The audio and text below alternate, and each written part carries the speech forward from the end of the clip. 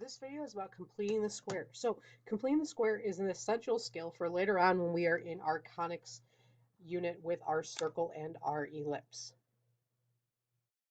So first we're going to talk about how a perfect square works and how completing the square works. So first thing we need to do is we need to multiply these out. So x plus 6 squared is really x plus 6 times x plus 6.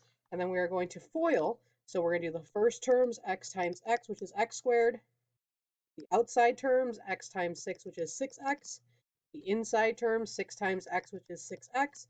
And then the last term, 6 times 6, which is 36. So that gets us x squared plus 12x plus 36. In part B, we have the quantity x minus 3 squared, which is really x minus 3 times x minus 3. So we get x squared minus 3x plus 9, which gets us x squared minus 6x plus 9. So now that we are in this form, there's a relationship between the number that's by itself, the constant, and the number that's in front of the x. So our b value is always in front of the x, our c value is always the number by itself. Our c value is going to be equal to the b value divided by 2 squared. So to test that, if we look at part 1, 12 divided by 2 is 6, squared gets us 36.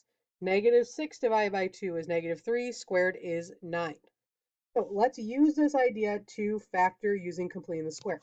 So we are going to find the c value that makes the expression a perfect square trinomial, and then we are going to write it as a binomial.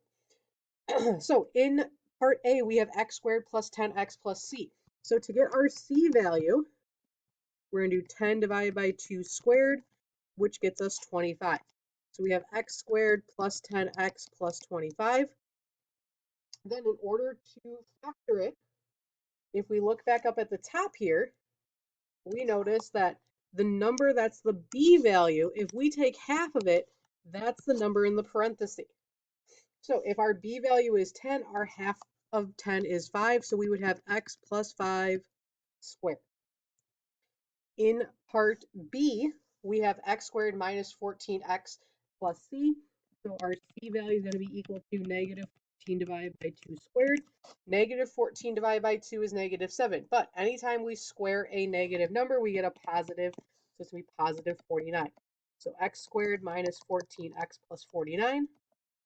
That's going to factor to x minus 7 squared because half of negative 14 is negative 7. In C, we have x squared plus 16x plus c. So to get our c value, we would do 16 divided by 2 squared, which is 64. So we have x squared plus 16x plus 64. So when we factor, we have x plus 8 squared because half of 16 is 8. In part D, we have x squared minus 8x plus c value, we would do negative 8 divided by 2 squared. Negative 8 divided by 2 is negative 4. Squared is 16.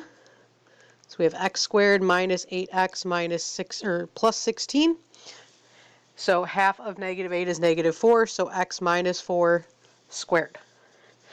In E, we have x squared plus 12x plus c. So to get c, we would do 12 divided by 2 squared.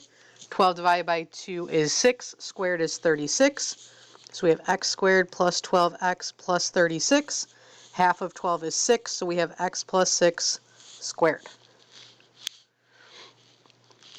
Now, in 3 for A and B, the difference here is that we don't have an x squared term. We have a number in front of it. So before we can do our completing the square, we need to take out a GCF out of these two terms. So if I want it to become an x squared, my GCF is 2. So we're going to put a 2 out front, and we would divide, so we get x squared plus 10x plus c in parentheses. Now, this part looks like what we did before.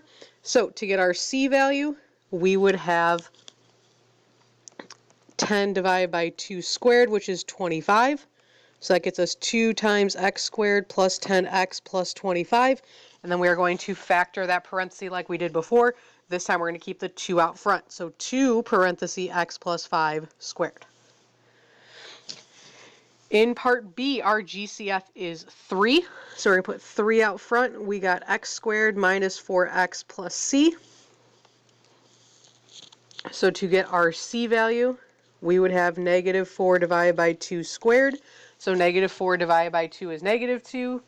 Squared would be 4. So we would have 3 times x squared minus 4x plus 4.